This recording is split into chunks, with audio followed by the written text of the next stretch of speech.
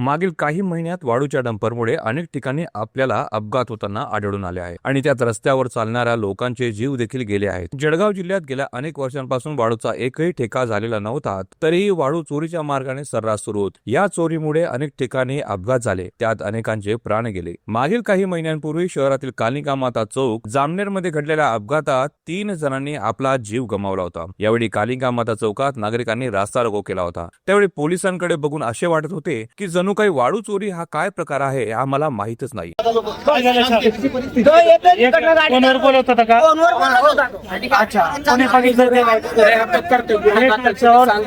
साहेब मनुष्यवधाचा गुन्हा सगळे कॅमेरे इकडे सगळं असून इतकी पूर्ण कायदा सुव्यवस्था बिघडलेली या भागामध्ये।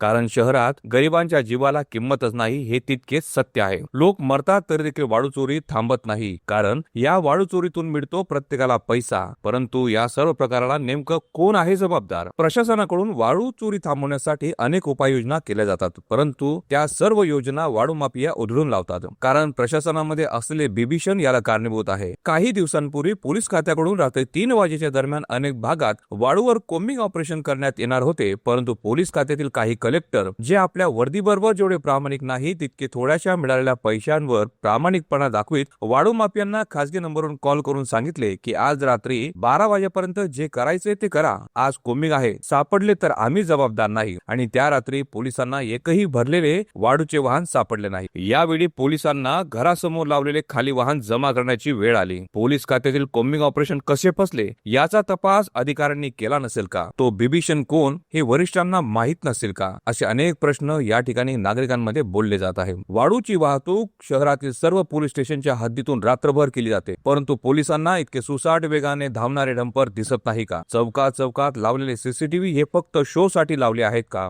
रात्रभर महसूल पथक देखील गस्त घालत असते, परंतु ते देखील त्यांचा कोटा पूर्ण झाला की आपापल्या घराकडे निघतात। हे कर्मचारी गस्तीवर आहेत की नाही यांचा तपास वरिष्ठ अधिकारी करतात का? याला सर्व अधिकारी तसे असतील असे आमचे म्हणणे नाही, याला काही अधिकारी अपवाद असतील। वाळू चोरीचे कलेक्शन आधी काही अधिकारी घेत नव्हते, परंतु आता नव्याने पायंडा पाडण्यात आला आहे। वाळू चोरीमध्ये सध्याला फक्त 2च पोलीस स्टेशन टॉप मध्ये आहेत, तालुका पोलीस स्टेशन आणि दुसरे म्हणजे नशिराबाद पोलीस स्टेशन। कारण गिरणा नदीचा संपूर्ण भाग येतो तो तालुका पोलीस स्टेशन हद्दीमध्ये, आणि आता फोरवे झाल्यापासून गावात वाहन न टाकताना सरळ हायवेच्या दिशेने शहराच्या बाहेर जाता येते। मागील काही महिन्यांपूर्वी पोलीस वाळूचे हप्ते घेतात याची लिस्ट व्हायरल झाली होती, आणि त्या लिस्ट मधील एका पोलिसाचा व्हिडिओ 11 तारखेला व्हायरल झाला। काय आहे त्या व्हिडिओत आपण बघूया। सांगते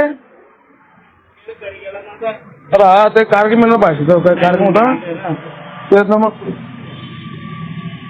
आपल्या पेट लावते मागे सुतालीमध्ये मागे भेट नाही झाली आपल्याला कसं नाही आपल्या डॉक्टरचं त्याला आमच्याकडे पाणी भरपूर तिकडे ना कुठे चालले खेडीला झालो की साईड झालो गेली जाता चंदना नगरला त्याच्यामुळे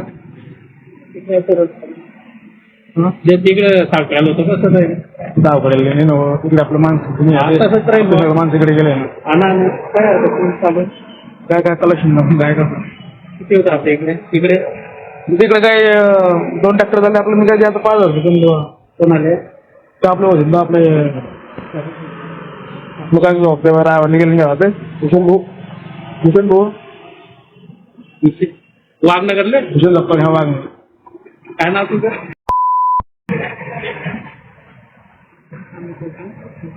झाला आम्ही विकायला होतो आणि त्यामुळे बनवतो ना बाय आपल्या पेट ना बोलणार झालं नाही आपल्या सुकांमध्ये म्हणजे आपलं कडील मशीन झालं होतं आपल्याला 4 दिन देतो काय तर 5 घेतो आम्ही इकडे नाही 4 दिन मला विचारले मला गाडी करणे गाडी करणे पार्टनरशिप गाडी तुम्ही केला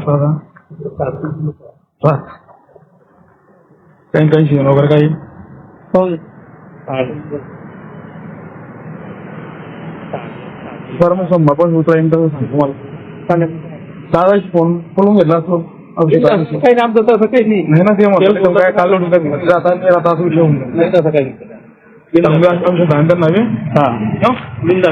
चालेल सोमवार उतर मग पाहिजे सोमवार पेमेंट देऊन मग करून चला। आम्ही तुम्हाला दाखवण्याचा प्रयत्न करणार आहे वाळू चोरी ही सिस्टीम चालते कशी, मग चोरी असो वा नियमाने झालेला ठेका. प्रत्येक पोलीस स्टेशनच्या हद्दीतून जाताना कुणाला द्यावी लागतात पेढे, कुणाला करावा लागतो नमस्कार, महसूल विभागात कशा प्रकारे करावं लागते रिचार्ज, कुठे आहेत सर्वात जास्त कलेक्टर, किनीचा हप्ता किती, ट्रॅक्टर, जेसीबी, पोकलॅन, 6 चक्का, 10 चक्का, काहींचे तर एकाच क्रमांकाचे 2-2, 3-3 वाहन चालतात. या सर्वांचे रेड कार्ड सह बघायला विसरू नका. सुनील भोरेसह साक्षीदार न्यूज, जळगाव.